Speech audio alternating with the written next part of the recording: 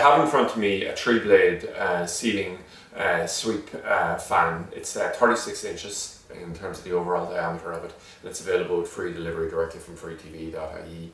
So we actually have a range of fans in this in here. So if you actually look at the instruction sheet that comes with it here, it's the basic one, and it's 900 millimeters, 1200 millimeters, and 1400. So up to about 56 inches is the largest one. So this is pretty well pre-assembled. It's easy to install. I'm going to go through that in a moment. I think I might just give an overview of why you'd use it first of all anyway.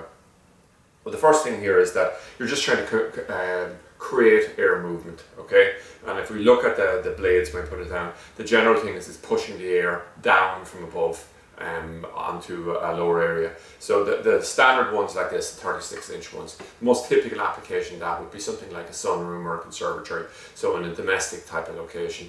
When we're moving into the larger ones, all the way up to 56-inch, it'd normally be more in hotel lobbies, in reception areas in restaurants, things like that. So sort of reasonably popular. The height you're going to mount it off the ground is probably a minimum height of 2.3 meters, simply because you don't want to chop somebody's head off. The actual power usage on it here is about 45 watts, so it's not very energy consuming.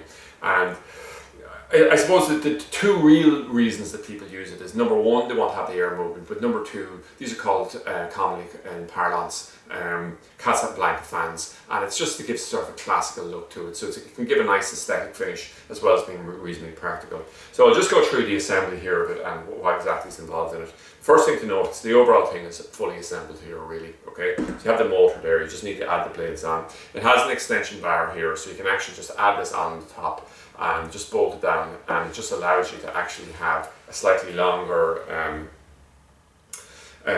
hang from the ceiling if you just want to have that small piece of height. In most applications people won't be using this, but it is possible to do it.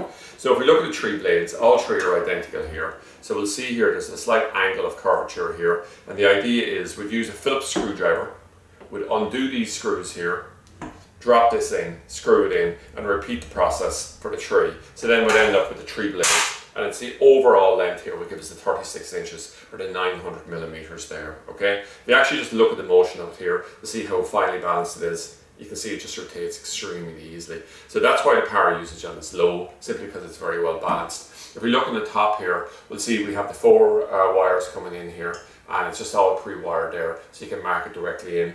How do you suspend it from the ceiling? Well, you can see we actually have a hook here, and there's 2 screws with it. So you'd obviously put it into a strong timber joist, something like that. You'd mount it on anyway. And what it has is little rubber pads here, because you're trying to minimize the actual vibrations on it. If I go to mount this on, what I can do is I can just slide this in, it'll put pressure on this, it pushes back the clip here, and when we put it on then the clip actually comes back over it, so it's actually quite hard to get off afterwards. If we want to remove the hook from it afterwards, probably the easiest way of doing it is simply come along, get a Phillips screwdriver, unscrew this screw, push it to the angle to the side, and then it just makes taking it easy. But it's a safety mechanism there. A duplicate of that is the fact that there's a little wire hook here, so we can actually come along here and we'll put this on the hook as well. So it just means that if there was a problem there, if somehow it worked itself free, it'd still be held on like that. And you often see that as standard, not just in fans, but in lights and things like that, as an extra safety mechanism on it.